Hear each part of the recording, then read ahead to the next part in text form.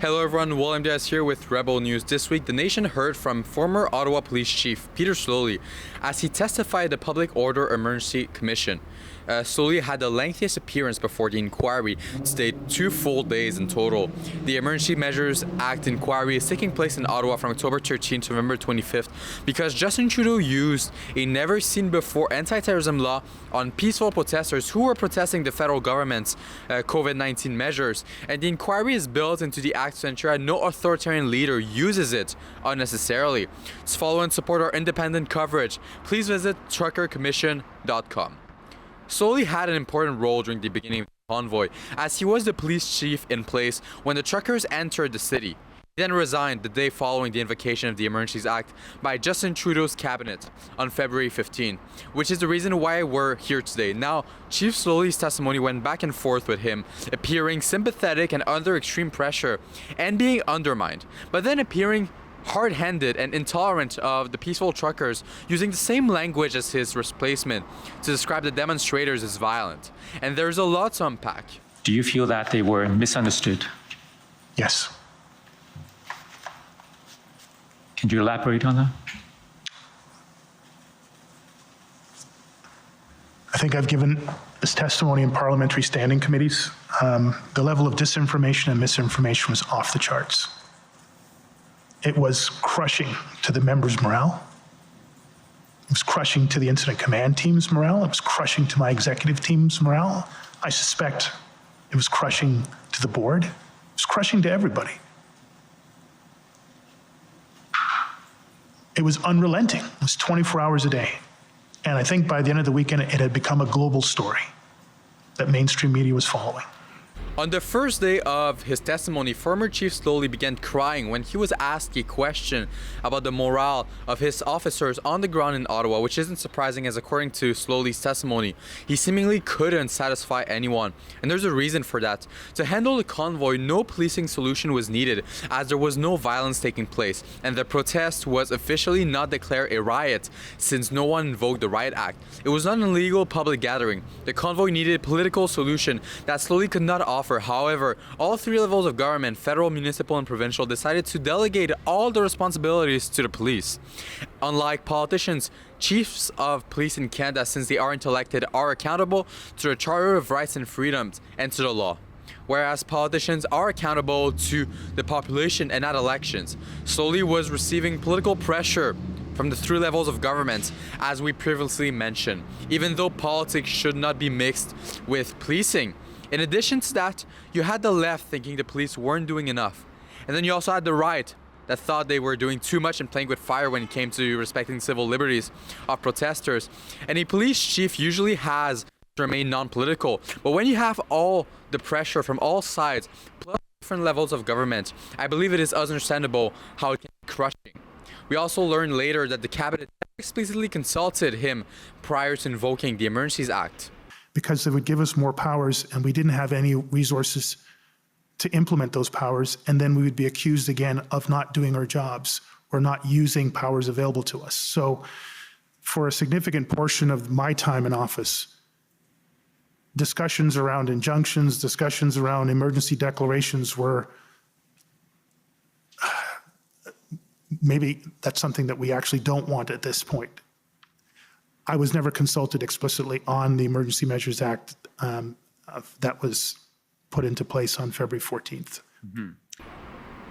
After the first day, I believe people were empathetic towards Sloly, but that understandably changed through the second day of the testimony.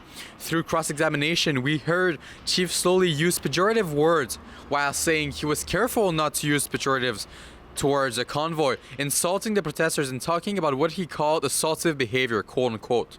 The surge contained and enforced was announced on the Friday morning at a media conference, and this was specifically to address the level of ongoing disorderly, assaultive, hate-related behavior that our downtown communities and businesses were experiencing, particularly in Councillor Fleury's ward and Councillor McKenney, although I'm not sure she's in office now, but former Councillor McKenney, her ward.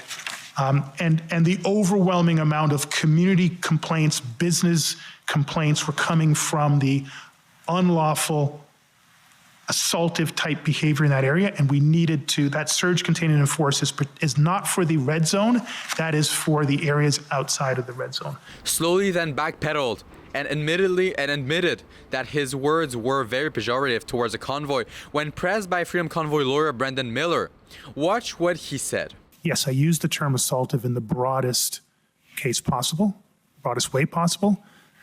It is my understanding that there was criminal code assaultive behavior by individuals in and around the protest areas of the city, but I can't tell you that they were specifically a part of one convoy or specifically a part of some group that had clearly established themselves as a major, if not a dominant factor.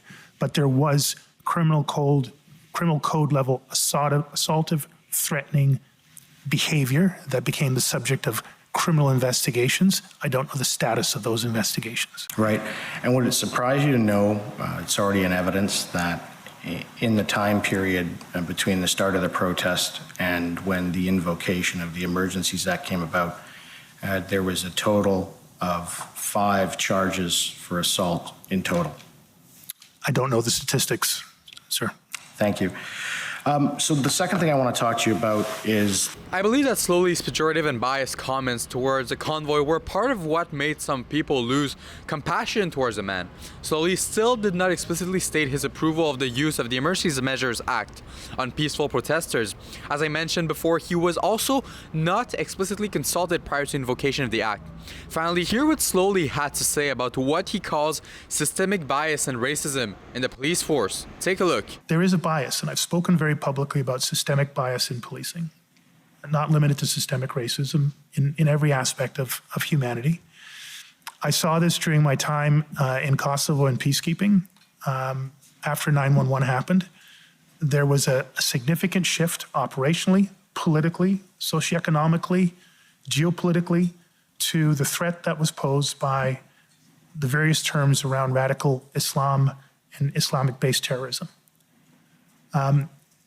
When I was in private sector, I was invited by Public Safety Canada to be the co-chair of a committee of citizens from across the country looking at online radicalization to violence and terrorism. And we received a briefing from CSIS, including senior RCMP officials, on the current state of the National Threat Assessment. And this would be the summer of 2019, 18 months before the arrival of the convoy. But this is also the time that we had the incel van attack in Toronto. This is also the time that we had seen a rise of right-wing extremism, white supremacy, and violent events south of the border, and increasing levels of violence and recruitment north of the border. Presentation that we got on the National Threat Assessment had no mention whatsoever, zero, of right-wing extremism and white supremacy. To the question that was asked of me, is this a concern of mine? It was a concern of mine in my days with the Toronto Police Service, in peacekeeping missions, in private sector, on a Public Safety Canada committee, and as a chief of police here in Ottawa. To conclude, here are some of the thoughts Andrew Lawton, journalist with True North, had in regards to Chief Sloly's testimony. It was interesting because Sloly and the OPP Commissioner Carrick, it seemed like were very, very tight. And the issue that former Chief Sloly kept raising today was Brenda Lucki, the RCMP Commissioner. And I think I feel like that meme with like the guy that's like just trying to weave all of these strings together and the chalkboard, like the conspiracy theorists. But we know that Brenda Lucki has shilled for the Liberals and has been very much an agent of the Liberal government's agenda. And in that context, not even convoy related, I wonder what's going to come out further in this inquiry when you find out that it was the RCMP that seemed like the weak link, Sloly felt anyway, as far as that unity and the lack of support for him. Freedom Convoy organizers and key actors are testifying in the week of October 31st following Sloly's testimony. Stay tuned for more in that regard. Thank you for watching. This is William Diaz here with Rebel News. To stay up to date with what is going on here in Ottawa throughout the Emergencies Act inquiry for a whole 6 weeks and support our independent journalism of the inquiry, make sure to visit truckercommission.com.